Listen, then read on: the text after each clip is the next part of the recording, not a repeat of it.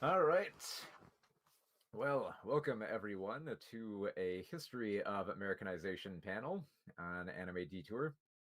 My name is Mark McPherson. I'm a film critic for TwinCitiesGeek.com, as well as FilmInquiry.com and MoviesWithMark.com. And today we're going to be talking about a little bit of the history of how anime went from being a severely edited down medium within American culture to becoming the more uncut version that we know today that airs in the many markets. So we'll go through like a few notable examples, like the history of it, and a few more familiar versions that a lot of people are aware of, and just basically look back and see how far we've come.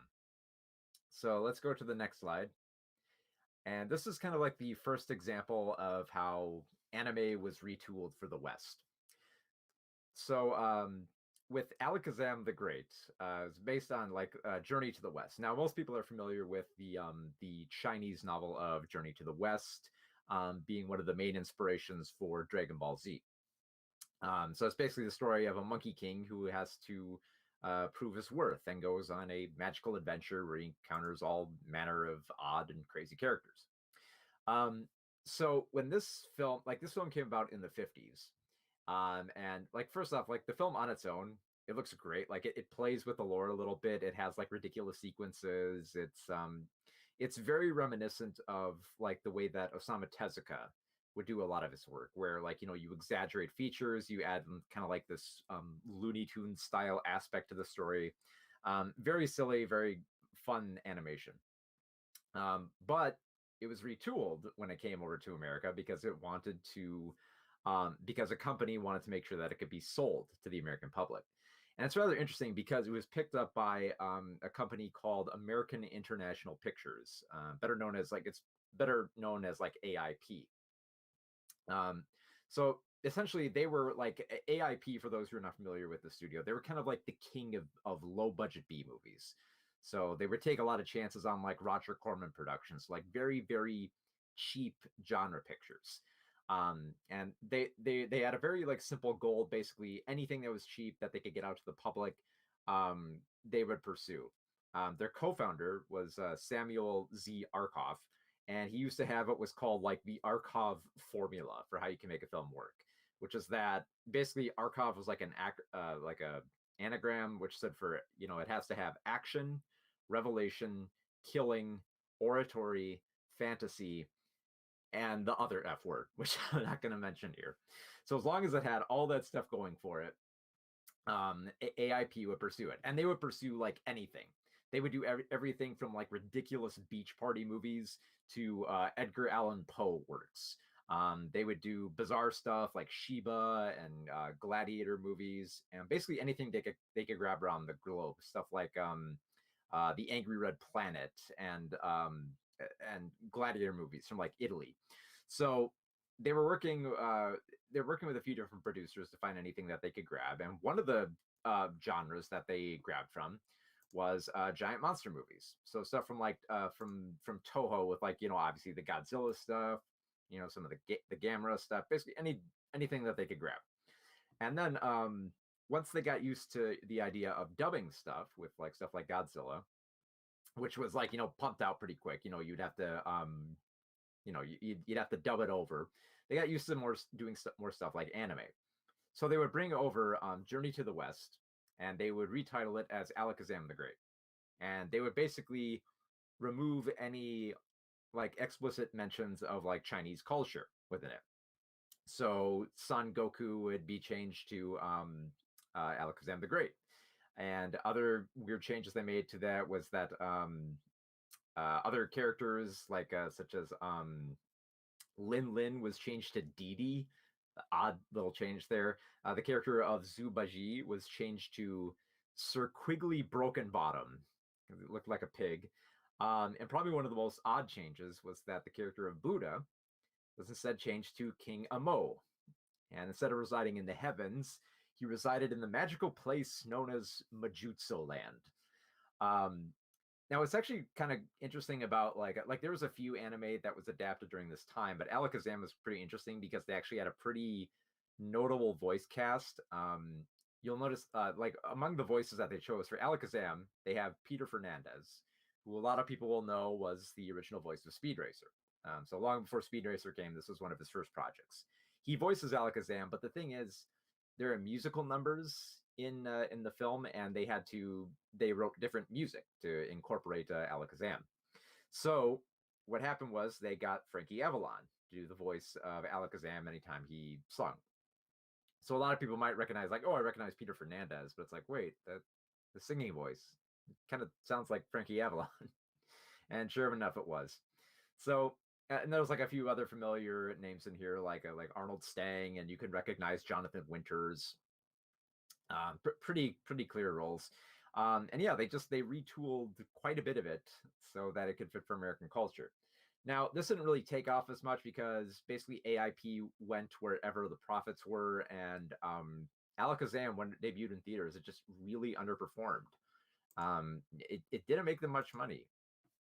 So they really just kind of like they really just kind of like took that off the table, and they AIP went in their own direction with like more of like the Corman B films and stuff like that. So that's about the extent. Alakazam kind of remains one of those like odd little entities that ever so often somebody will pick up as like, oh, that's an odd little example of early anime before anime was like a huge thing. So let's go to the next slide. And this is like the more notable anime that a lot of people are familiar with, which is Astro Boy. So I was actually surprised by how much of Astro Boy hadn't changed from the original Japanese version. Like the one thing that you would think that they would take out from the original, which is surprising that they left in, was that the origin story of Astro Boy is actually pretty dark. So for those who aren't familiar, the story takes place in the future in which this boy, who's the son of a brilliant scientist, is killed in a car crash. In the very first scene of the series, this boy is killed, and his father is just racked with depression, and in his haste, just builds this robot to look exactly like his son. And once his son is built, he's all happy because it's like, oh, I have my son back again. But then eventually realizes this kid will never grow up. He will always remain a boy forever, and I can't deal with this. So I'm just going to abandon him. And so he sells Astro off to the circus, and then he gets adopted by a more kinder scientist, Dr. Elephant. And basically from there, he just goes on adventures around the globe in this futuristic setting involving robots and all sorts of crazy stuff that happens to him. I really like this series because it's very, very limited animation that would kind of establish how anime would come about. But in terms of when you compare to like the animation of the time, like in the 1960s, they actually did quite a bit more than you would expect. Like they tried to do the same like ridiculous exaggeration and like morphing of characters and squashing and stretching, but they did it through very, very limited frames. So in other words, they realized we can't have fluid animation for like if a character is going to turn into a trumpet, or they lose track of their eyes for a moment, or their neck extends out for a comical effect. Like we can't have fluid animation for that, but we can still have the key frames. So like it's like they removed all like the in-betweens, but then kept in all like the fun key frames that you'd want to see in animation. Because like for as dark as like the show gets at times with like exploring, Astro's abilities and interacting with the world around him, some of like dealing with some cruel villains, it's pretty humorous. It remains true to like Tezuka's form of just exaggeration and ridiculousness. It was adapted by Fred Ladd, who would actually adapt quite a few anime from the market. Basically, he went to Japan one time and then saw Astro Boy on television. It's like, oh, we got to have this over in the States.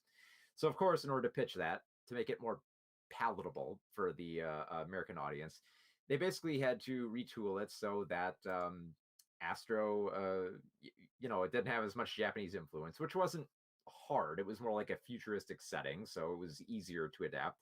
But they had to change the music and some of the names to make it seem more American at the time. So they changed like the music. They changed the theme song to be a more catchy American theme song of "There You Go, Astro Boy," and it kind of took off from there. Now and eventually like more Astro Boy would come around to the States, and it's surprising, like generally most of the Astro Boy versions that that came about after it actually got adaptations that were brought into the American market. Like there was a color version of Astro Boy in the 80s that actually came over here, and even when there was a new version in the 21st century, that was brought over here as well.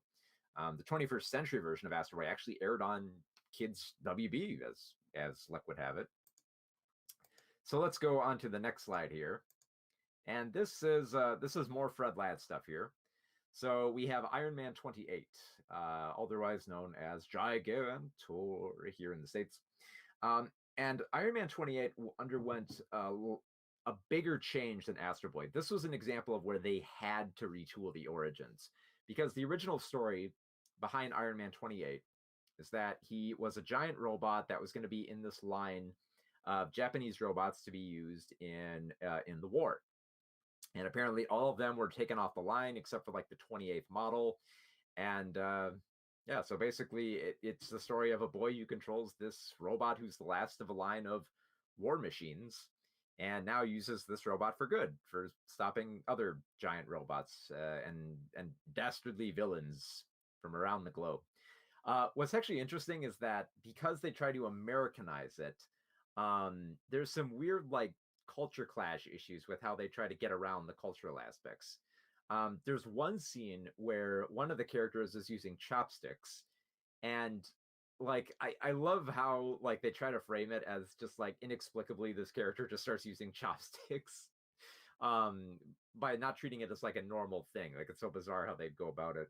One of the most confusing things about setting it in America is that there actually is an episode in the original run where they do travel to America, and it's a very dated depiction where they team up with cowboys to shoot at Indians. And in the English version of Gigantor, they go to Australia to team up with cowboys and shoot at Indians. It's just there's no way to make that story work. Um, but yeah, they left quite a bit in here, like some of like the death I think was kind of like left in. But it was clear to see why they would want to bring this over to the States. I mean, it was the same deal as Astro Boy. It had exaggeration, but it got across the clear message. It had a sense of adventure and fun that was kind of like replicated from stuff like Johnny Quest. Like Johnny Quest was airing at the time, and this was kind of like the perfect time to capitalize on that boy adventure market. Like Fred Ladd initially liked the idea of the show because, like, when you think about it, you know, like kids love being in control. So here's the story of like a 12-year-old who has control of his own giant robot, um, and it just seemed like the coolest thing in the world. So of course he pursued this, and of course, you know, they changed the music. It's kind of weird how they changed the music. They changed it to sort of like this more kind of like bongos and saxophone. Like the theme song has like a bongo rhythm to it, which is kind of interesting. What's interesting is that Gigantor and Astro Boy was actually kind of like sold in some bigger markets. Like in the bigger markets, it's sold like NBC stations, and then across the states, it would air in syndication in various places. So this was kind of like the first example of like anime kind of you know, kind of peppering the airwaves of trying to get more Japanese animation out there.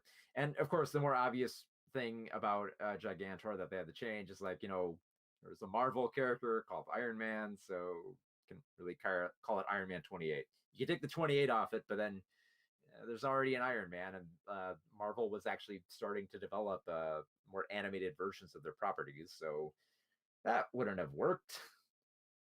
So let's go to the next frame here. Sorry, next slide, yeah. And this is Speed Racer, of course, what everyone knows. Based on Mach GoGoGo. So the changes here were fairly typical. Like they edited out some scenes of violence. They made obvious name changes. Characters would have sillier names. Like they did this for pretty much every anime during like the 60s. And they would always choose ridiculous names for them too. The main character is Speed Racer, sure. Like in Gigantor, the main character was Jimmy Sparks, something like that. So of course, like the characters here would have simplistic names like Trixie and Pops and Spritle and Chim Chim and all that. But it was interesting because like during this time, this was like a time when the hand cuts weren't quite on Saturday morning cartoons. So to pitch like Speed Racer, they could allow for, they wouldn't have to edit out as much of the violence. Namely, the series focused around a series of races in which drivers would often crash and burn and die multiple times throughout this series, and they would just leave it in there. So it was just like it was kind of a cross. I always describe this show as like a cross between Wacky Racers and Death Race, because it's like you have all these like ridiculous exaggerated cars that have like saw blades and they can jump into the sky, and they have machine guns mounted on them, but characters will often get shot down and blown up and killed and savaged in all these ridiculous ways that seem more in line with something from like a Death Race. In particular, there's one scene where Speed encounters like a series of motorcyclists, and they all try to like ram him off the road. And there's a scene where just Speed is just driving like head first right into all these motorcyclists who just keep slamming into him and just keep falling off right in front of him. And it's just brutal. The show is exceptionally brutal that, it might surprise some people to go back and watch this cartoon after seeing the 2008 film by the Wachowskis, in which anytime a driver is hit, they have this protective bubble that forms around them and then launches them to safety. It's like, don't worry, kids, the drivers are fine. The cartoon, nobody's fine. Everyone dies in this. And it became more iconic. Like this was like, Astro Boy and Gigantor had kind of like laid the groundwork, but Speed Racer was kind of like the first anime that protruded into to pop culture. Speed Racer, like for one, yeah, it has like kind of like a lot of people have taken away the ridiculous dubbing of it. Speed Racer has what's kind of known as kung fu dubbing, where basically characters will try to get a lot of information out as quickly as they can of these characters because they seem to speak so fast. So it became like this trade of like kung fu films to get a lot of information out really fast and that the lips wouldn't quite sync. So Speed Racer just sounded like bizarre like that. A lot of people took stuff from that, but also a lot of people hold a lot of nostalgia from it. Like Speed Racer is one of the few anime that has resonated enough where outsider audiences are often attracted to it. Like right now, there is a like Speed Racer is kind of like promoted as like the crown jewel of this I forgot what it's called, but there's a streaming service that's just for cars, for like auto racing, for auto repair. There's like a streaming service, and one of their highlights is they have the rights to Speed Racer. So it very much attracts that crowd. It's actually the show has inspired like some people to get into racing, in the same way that stuff like Robotech got people into that it relates to military service. Speed Racer greatly relates to people who favor like auto racing and just cars in general, even in its exaggerated and ridiculous format. It's just it's just fun. And it crossed like that cultural boundary, especially when you realize that because it's so fantastical and exists in this kind of like otherworldly futuristic setting, um it feels like it very much crosses like cultural boundaries. In fact, it's interesting, like when I first started watching Speed Racer, it was on Cartoon Network and it was on at like 9 p.m. And what I found interesting is that at the same time, it was also airing on a Spanish language channel at the time. So it was like it was weird. Like Speed Racer really resonated for a lot of people, and it continued airing well into the 90s. And like I said, it's still being promoted as like the highlight of a streaming service for auto racing.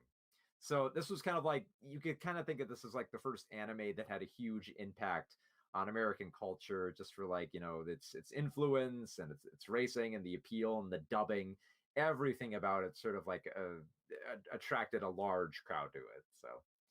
So it has its place. So we'll go on to the next frame, the next slide here, and this is kind of more of a odd edit. So we've talked about anime now that had to make edits for like cultural aspects and for to basically take out the Japanese aspects of it, and then the other part which was to take out the violence and the crude stuff. And it's weird because Battle of the Planets came about more as a need for television at the time. So what was weird about this was like it was the late 70s, and there was this little film that came out at the time. You know, some people might have forgotten about it, but it was a huge big blockbuster called Star Wars. And once Star Wars hit theaters, it's a huge thing. It broke all box office records and everything like that. And television scrambled on this. They were just like, we need Star Wars content now. This has become like a huge cultural thing. Anything you've got that's sci-fi, grab it, put it on the air. Find anything you can. Stuff like Battlestar Galactica, um, goofy stuff that you can get like Sid and Marty Krofft to do, stuff like Jason of Star Command um, or some other stuff like Arc 2 and Space Commander, all this other stuff. Hanna-Barbera scrambled on this too. They revived Space Ghost and the Herculoids just for having more Star Wars influence. And the same thing happened too with this anime, Science Ninja Team Gatchaman. So the original premise behind Science Ninja Team Gatchaman is fairly simple. A bunch of teenagers. They have these like goofy little watches. They touch them and then they throw on the spandex of like to look like birds. They jump in their jet. They fly all around the globe and they stop the other costumed villains from taking over the world with giant robots and aliens and monsters and all that. Fairly typical superhero stuff. But the show was retooled when it came over to America to be more like Star Wars. Apparently, they looked at the show and said, this isn't sci-fi enough. So they instead decided to change it to Battle of the Planets. And they changed the plot of the show so that instead of it being a show where a team of teenagers travel around the globe and they stop evil villains, it instead changed to the teenage group traveling to other planets to stop sinister forces. And all the planets just happen to look like Earth. Now, to better sell this, they actually did a rarity for adapting anime, which is they animated an entirely new character just for this show. They made this little robot who kind of looked like R2D2 and spoke like C3PO, and they called him 7 And he would basically be the narrator. He would inform everybody what was going on in the show. He would direct the team to where they had to go. And yeah, I believe he had a dog as well. And the way that they introduce them, they'd say like, here's all our characters, and from the center Neptune, 7. And you're like, wait a minute. And you can tell like the animation style is way different because like the Gatchaman animation was very much like realistic. It had like this like shaded, rugged edge to it where it kind of looked almost like a Doug Wildey comic. And here you have 7 who looks like a Hanna-Barbera character. So you're like, wait a minute, something's not adding up here. So there were a lot of edits made for violence and guns and blood and stuff like that. And I mentioned slapping because there's kind of like a moral edit. I always bring this up because I always found it like fascinating, especially because when the DVDs released of this, they had the original Japanese version and the English version, so you could compare the two. That was kind of like my first introduction to seeing what was chopped up and stuff. So if you can find like the Rhino animation DVDs, you can actually see where they cut for stuff like this. One of the most interesting edits I found is that there's an episode where a woman has her father. She experiences her father being killed by one of the villain's giant robots. And she's distraught over this, and she hooks up with the heroes. And the heroes give her a chance to blow up this robot. They give her the chance to push this button that will launch a missile and kill the robot that killed her father. She's given the chance to use this. Like, this is your opportunity. You can press the button and have your revenge. Now, in Battle of the Planets, the way that this goes down is she wants to press the button and she hesitates. And then the heroes say, good, you know what? Violence isn't the answer. Perfect. We've covered our moral message for the episode. Great. In the Japanese version, however, in Gatchaman, she hesitates and the hero smacks her across the face and grabs her hand and forces her to push the button and force her to take her revenge. So the original is a little grittier. They would take out stuff like that. They would try to edit out guns, especially if there were guns pointed at children, which there was a lot of that in the show. So there was a whole bunch of like odd little edits that they would try that they would try to like happen here. And it was a little bit easier because since the team involved in this was more involved with the animation aspect, because they were animating a whole character.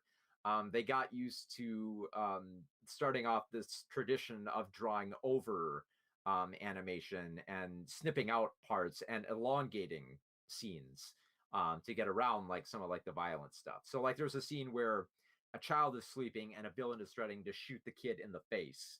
And they cut the scene out where the gun comes in and just extend the still out of just the kid sleeping.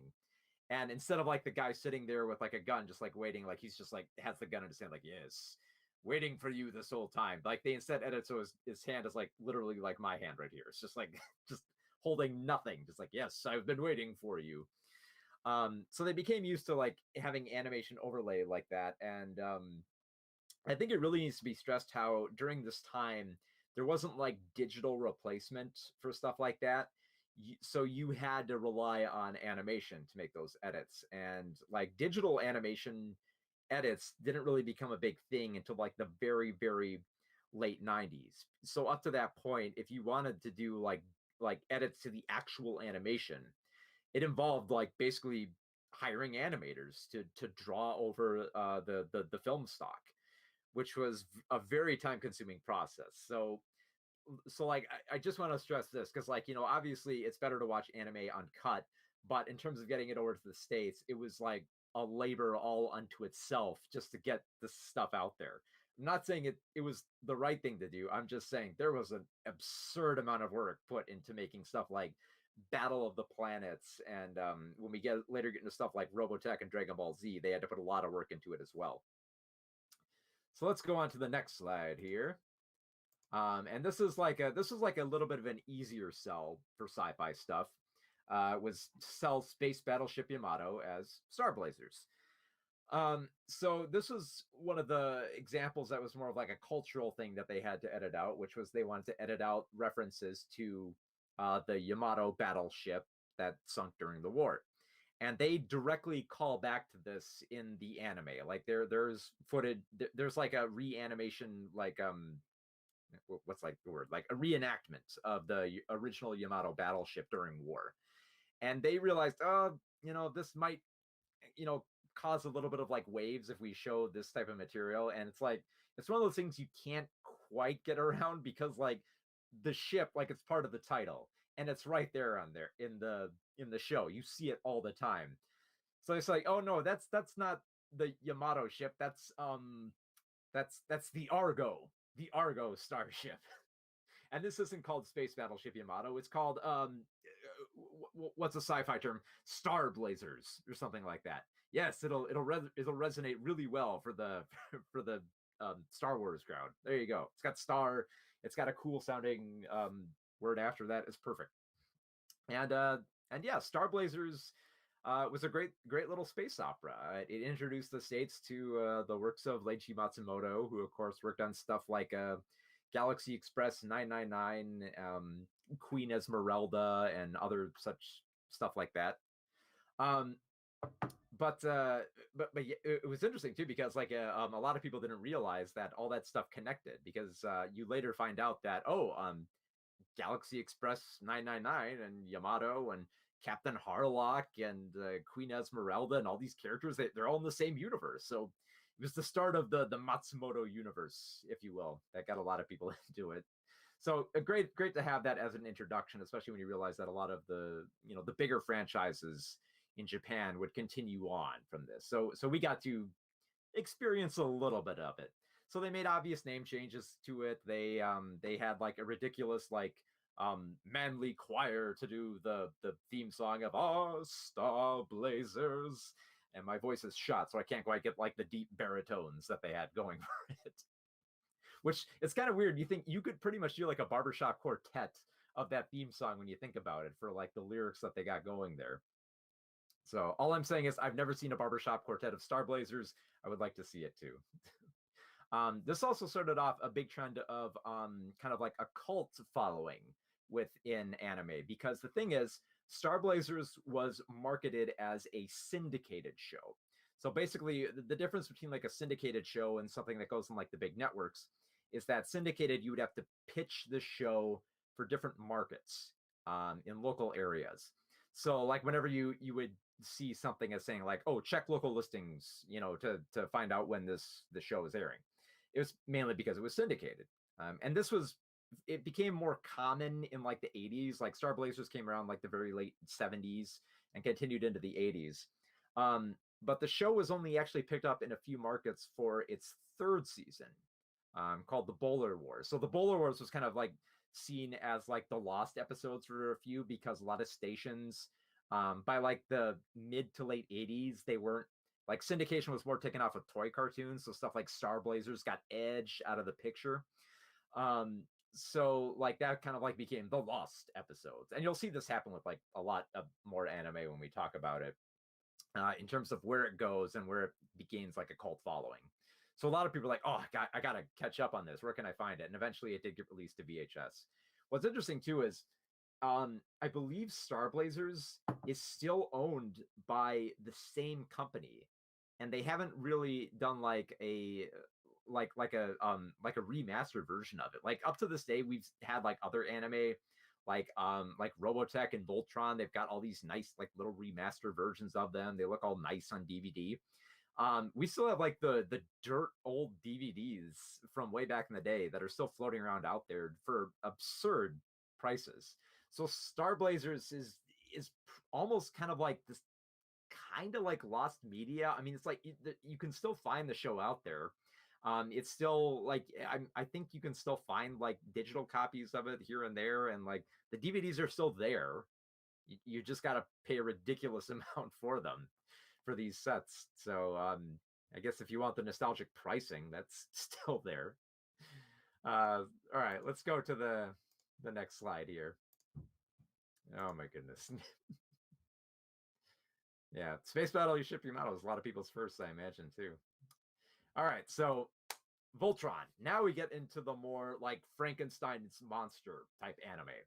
So Voltron was a combination of Beast King Golion and Armored Fleet Die Kruger, uh, or XV, whatever you want to call it. So the idea behind Voltron was that it was interesting. It's actually very poignant that it was a combination, because Voltron has all the connecting robots and all that. It's a dumb joke, whatever, forget it.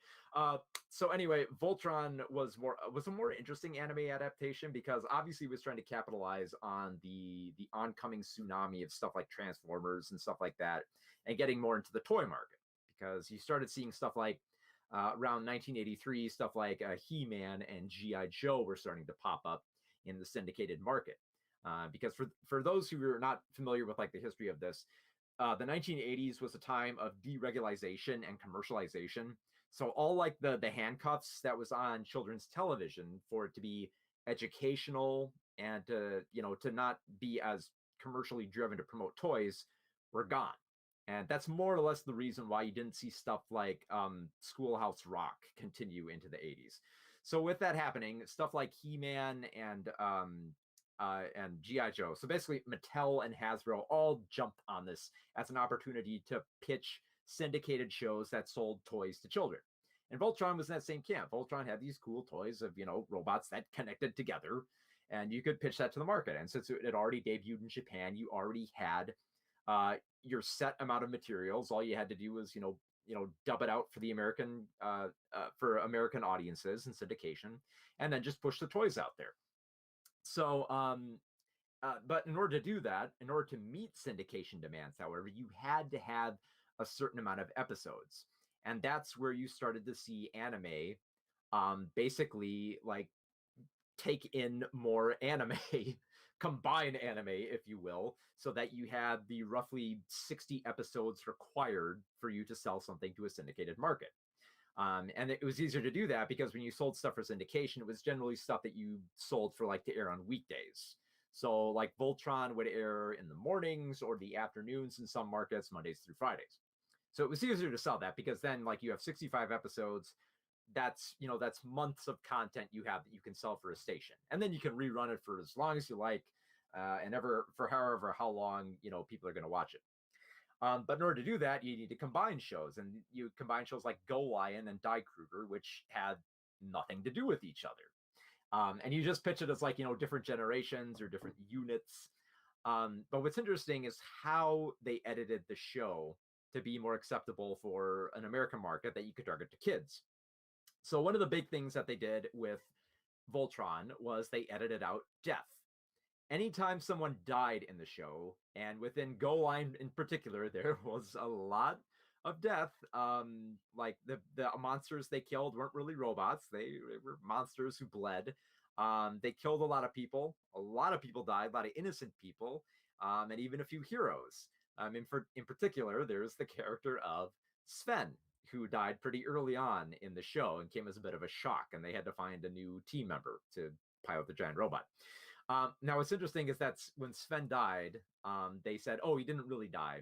He just went to the hospital and he went into a coma. And what's really funny about that is that later on, they would write Sven back into the show with a character who looked similar to him. It's like, no, see, Sven's fine. He came out of his coma and everything is great. Death isn't a real thing in this universe. And it's really funny too, because like it was more than just like coma. They were trying to find any time someone died, they would try to find a way around. It's like, did this character die? No, they just went to another dimension. What about this person? They clearly got shot. No, that was just a robot version. That was a robot dummy. Thankfully, the real people are safe. They're fine. What about this starship that blew up? Oh, dummy starship. They would try to find any way around death that they could. Because if you've actually seen Go Lion, it's ridiculously violent. There's blood and gore all over the place. It was a surprisingly violent show. So yeah, and in fact, that's when Media Blasters actually got the rights to the Japanese version. They did the perfect trailer for it, which was they showed all the edited scenes of like saying people were in comas, they became robots, they went to another dimension. And then they showed like, oh, here's the real footage, and then they showed all the blood and guts and everything. So that's one way to promote it. I've never seen another anime being promoted that way, saying, oh, you thought you knew this anime? Think again. What's even more interesting about it is that there was actually a Voltron movie that had original animation that tried to merge both Go Lion and Die Kruger for a more direct crossover. And this actually happened in the next anime, where if you go to the next slide, which was Robotech. And Robotech is Robotech was interesting in the fact that it did the same thing as Voltron, where it combined, more anime to meet the syndication count, which they combined Macross, Southern Cross, Mospeda. They had nothing to do with each other. Combine them, just call it the next generation. Like I believe like Mospeda here is just called Robotech the Next Generation because it takes place like so many years in the future. But what's interesting is that Robotech actually left in death. So the story with like Robotech is basically in each saga, Earth is invaded by aliens, and a military force has to get into giant robots and save the day. Pretty much, it's a very very simplistic version of what happens in each saga, but that's more or less the framing of the story. So what's interesting is that they actually leave in death for all of Robotech, and it's mainly because they Harmony Gold was trying to up the ante with the audience that they were trying to appeal to. So in other words, they didn't just want like Voltron to appeal to like 6 and 7-year-olds. They wanted it to appeal to a little bit older. I believe like they were shooting for somewhere between 8 and 11 for that type of crowd. And it actually ended up attracting a lot more older and adult fans to it as well, because it was trying to be a bit more truthful about war. Like, because if you watch Macross, like it seems very much like it's trying to not just be a space opera, but also kind of be a wartime story. And part of that was they wanted the show to be truthful with this by being honest and telling you that, hey, look, if you jump into like a fighter craft and you go up into battle and you're in a fighter jet and you fire at other craft in war, there's a chance that you will get shot down and you won't come back. And I believe that was kind of like the stipulation. They were trying to check with like standards and practices to see, um, can we show death in a cartoon? They say, well, like you can't show like character getting riddled with bullets and getting um having like blood come out like the like gunshot wounds, and then like people getting like their arms and fingers getting cut off.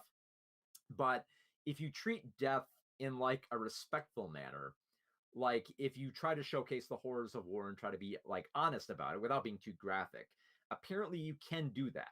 You can be truthful about death as long as it means something, which is really important to this story because there's the case of like the main character, Rick Hunter's brother, Roy Fokker, at one point dies of internal injuries, and it's an event that really shakes his view of of how he perceives the war and how he proceeds forward. And what's even more shocking is that after that, one of his best co-pilots dies when he's caught in the blast of a giant explosion.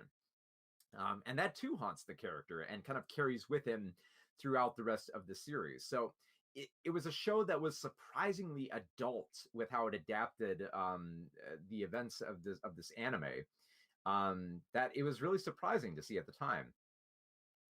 Naturally, of course, there was censorship for it. You couldn't show a lot of blood, obviously.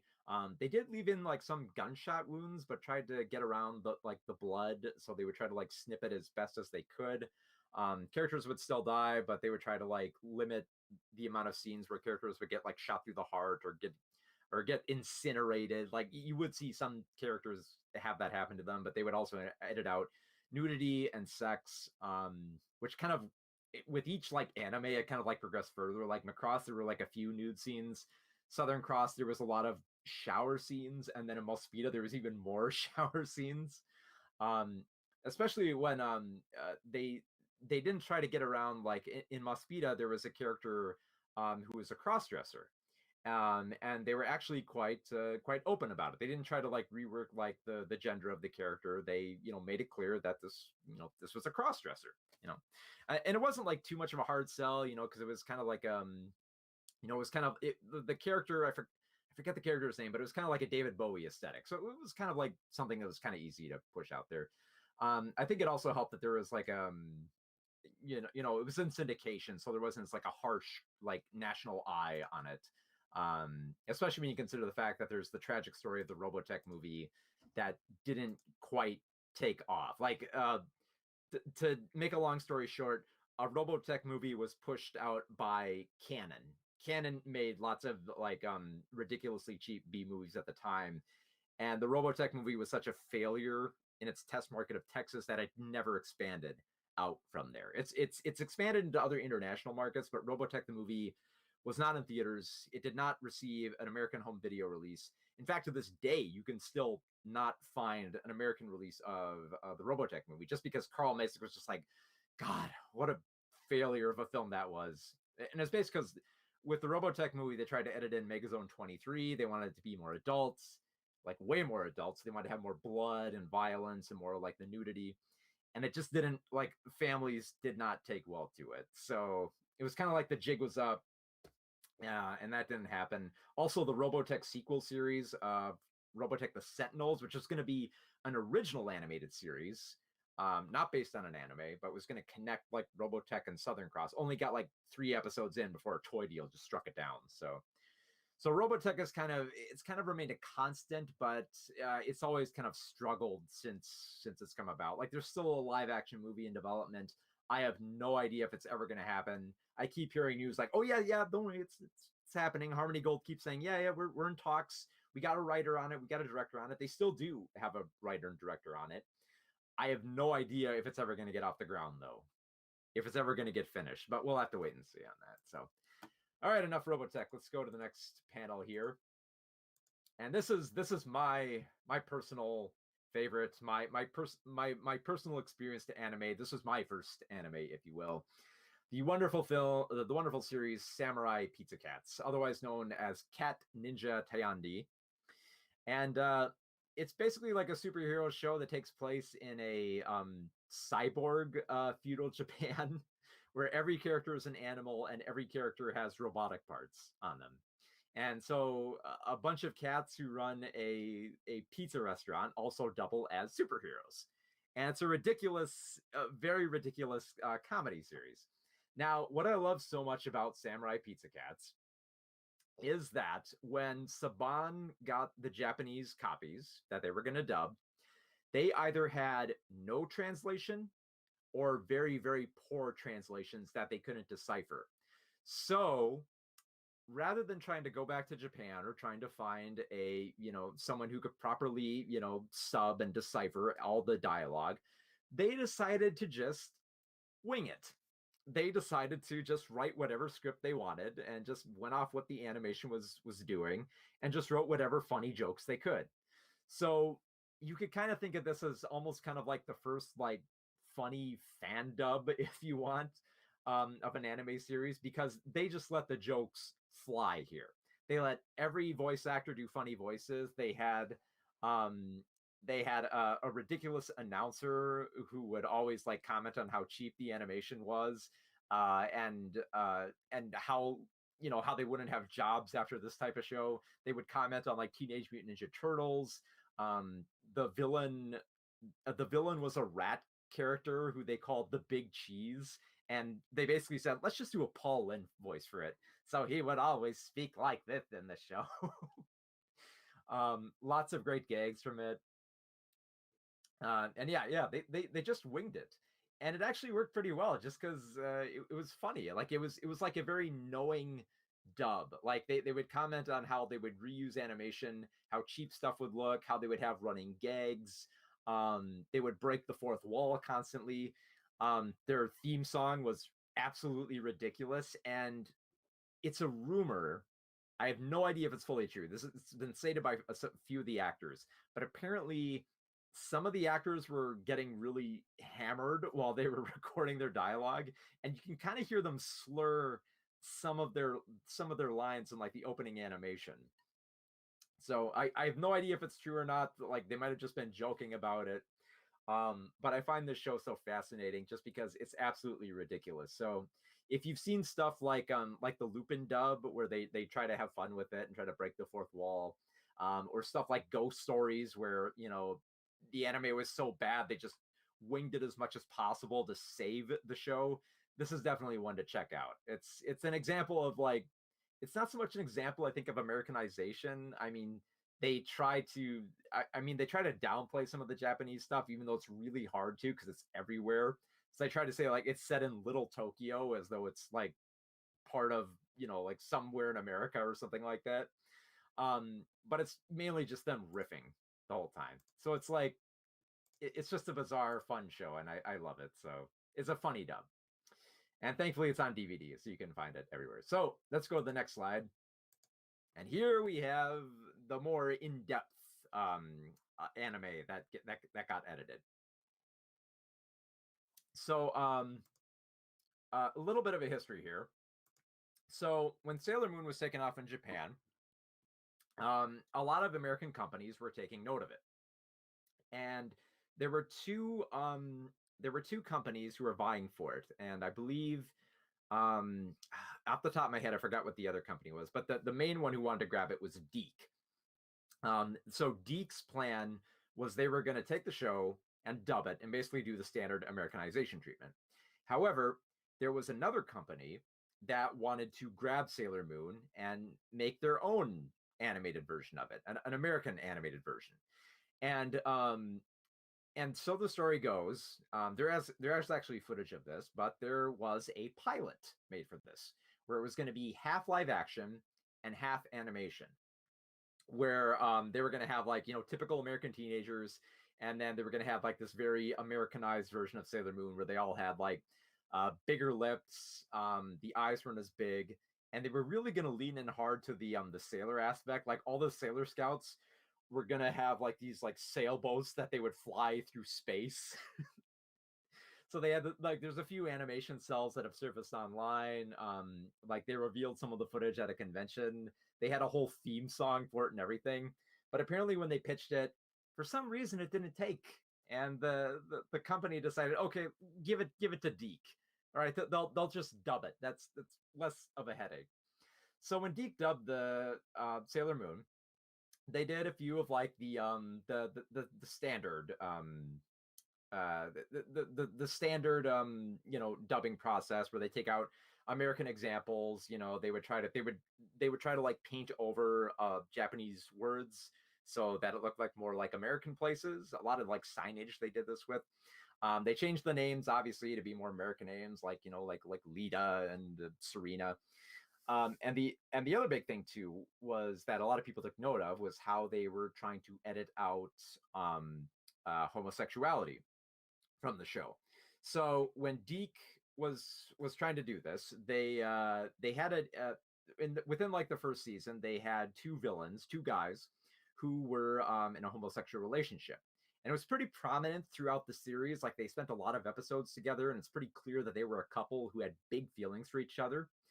And thankfully, Deke got around this by the fact that the characters were drawn so feminine that they could push one of the characters to be a woman.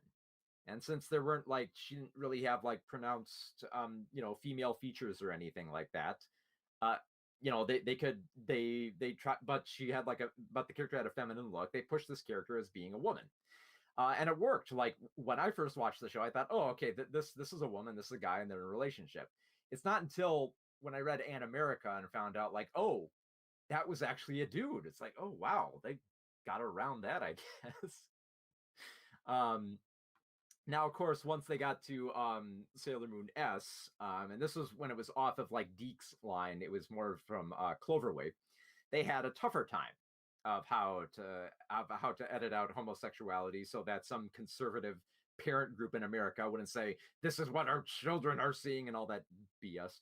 So what they did was they realized that, oh man, we can't quite change we can't change the gender of one of the characters, even though one of them seems to act less feminine. We can't change the genders because they're both Sailor Scouts. They're both going to be in the Sailor Scout outfits, and all the Sailor Scouts are women, so we can't get around that. So what do?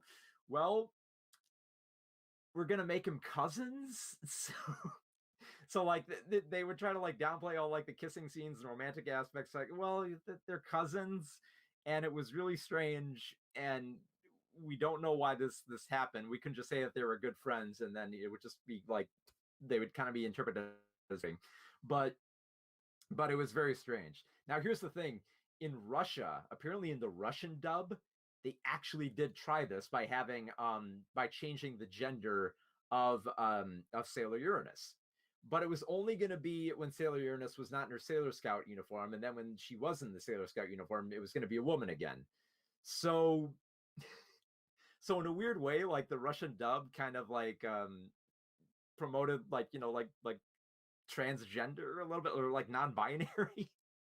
So yeah, it's maybe just leave the characters as they are, it's just easier that way. Also, like I love like the Deke dub just because like they were running out of voices and characters just put on funny accents just to like, because they had to dub a ridiculous amount of episodes in a short amount of time. We have a more faithful dub nowadays. Like they've gone back and redubbed the whole series. There's a more faithful adaptation, which I like, but there's just something so bizarre about having the Brooklyn accents in Sailor Moon that is just so wonderful. So, and yeah, by the time they got up to like Sailor's, the final series, the Sailor Moon, um, was it like I don't think it wasn't like Super S, it was like SS or like Starlight or something like that. It just didn't air. Like up to like that point with Sailor Moon S and Super S, they were trying to like dice it up and try to get it onto air as best they could. And by the time they got to the final season, just like, we can't do this. We can't keep editing it out. It's not working. They had to take out huge episodes, and it wasn't working. So they gave up by the end. But thankfully, now we have like a faithful dub. Let's go to the next slide. Now we have Dragon Ball Z. And Dragon Ball Z, this goes back to what I was mentioning with how you had to hire animators. There's a lot of nudity in Dragon Ball Z that they had to edit out. And this basically involved going on to the film stock and drawing, basically playing hide the pickle and hide the boobies with, like bushes and shirts and all that. They had to do this a lot for Dragon Ball Z. In fact, there's a great like interview, I believe in one of the old Animericas, where they interview the people who are behind this. They let you in on the process that they had to go through and just painstakingly just place all these like little animations there. Like it's easier to do nowadays with all the digital techniques we have, but again, similar stuff with like Voltron. Characters went to other dimensions and they didn't really die. They went to, they didn't go to hell. They went to this dimension and such. And then, of course, as this moved away from syndication, from like the Ocean dub and moved into the more of the Funimation stuff, they eased up on it. They still changed the soundtrack. They still had to change some of the names, like Mr. Satan and all that. They still had to edit out some of the more gorier aspects, but they still kept a lot. Of course, I had to edit out beer and cigarettes, which like mounted up as the show went along. But it became more faithful as time went on, as things do. Like Toonami really helped to ease up that editing of anime. Let's go to the next slide here. And then, of course, we have Pokemon. And a lot of people are familiar with the stuff I edited out from Pokemon. The more obvious stuff, like, rice balls became donuts, and, the changing of characters for goofy names, like Ash Ketchum, like Ketchum. I got Ketchum all in marketing. And just, and then just like, weird music changes. The music in the show I thought was fine, but then you got into the movies when they would have to find, the top hits of the 2000s, which is kind of like bizarre.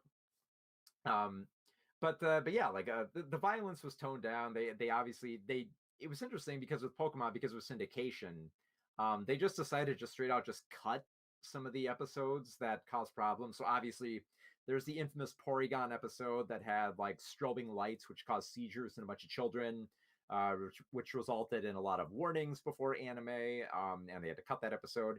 There's, of course, the episode where James has boobs that inflate. Took that out for obvious reasons. And then, of course, there's the episode where Ash goes to a town where everyone points guns in his face. And that was, again, taken out for obvious reasons that we mentioned and stuff with, like, Battle of the Planets and stuff. So, and it's weird how, like, 4Kids kept on going with, like, all the cultural stuff they wanted to take out. Like, rice balls are now donuts. And then there's the infamous cut where a giant rice ball is turned into a giant sandwich, which doesn't make sense because this rice ball is supposed to fall down a hill, and a giant sandwich falls down a hill and still manages to stay together or whatever. And of course, like, people can elaborate more on this about how 4Kids, altered all this stuff. So let's go to the next slide here, and then we'll go to the more obvious one, which is Yu-Gi-Oh! Yu-Gi-Oh! Has some obvious edits. They took out the guns. They tried to tone down a lot of aspects, like they took out, cleavage and stuff like that. They also tried to focus it more on the specific card game. So the first season, which didn't really heavily involve like cards, was taken out of the series because they wanted to promote the cards right away. Like this was their edge. Like, Pokemon had video games and it did have the card market, but this was an opportunity for Yu-Gi-Oh! To plop in and hone in on that, that particular market. So they focused specifically on that. Obvious edits made to death and, other dimensions and stuff like that. Razor blades are replaced with like laser blades and ridiculous stuff like that. Basically all the same 4Kids edits that we become used to seeing. So now let's go to the next slide here. And this was like one of the biggest ones. This was like the last hurrah of 4Kids, which was One Piece. The interesting thing is, before One Piece came out, there were interviews with 4Kids where they said that, we're big fans of One Piece and we're going to get it as best as we can out to the public. We don't want to change much. And then the show airs and it immediately starts with a rap. Got a One Piece rap, and we're just like, oh no. And then they edit out guns for like the hammers. They try to edit out suicide by being possessed. They try to edit out all the sexual references. The cigarettes are now lollipops and what have you. And it was just like, yeah, we kind of knew. And the thing is, 4Kids is mainly trying to promote this for national markets. Like Toonami, it was easier because it was cable. You could get away with a little bit more. If you have this stuff in national markets where anyone, like, not quite like national, like the big networks, like NBC and the syndicated networks, stuff like that, they're going to take note of that. So you had to edit it. So let's go on to the final slide here. So in conclusion, thankfully we don't have to deal that much with Americanization now. And we can just anime is easier to market to kids now, especially if it's a little bit questionable whether or not it's good or not. Thankfully, stuff like Ghibli and other kid-oriented stuff like that is still around. We do still have stuff like that, but now that it's more uncut, it's easier to get into this stuff. So thankfully, we don't do that anymore, and Goku can go back to drinking beer. So thank you everyone for coming out to this panel. If you want to read more of my stuff, you can check out movieswithmark.com. I'm on YouTube, I'm on Twitter, I'm on Twitch, so check it all out there. So thank you very much, everybody, for coming out to this panel, and I'll be back in for more panels on this Anime Detour weekend. So see you then.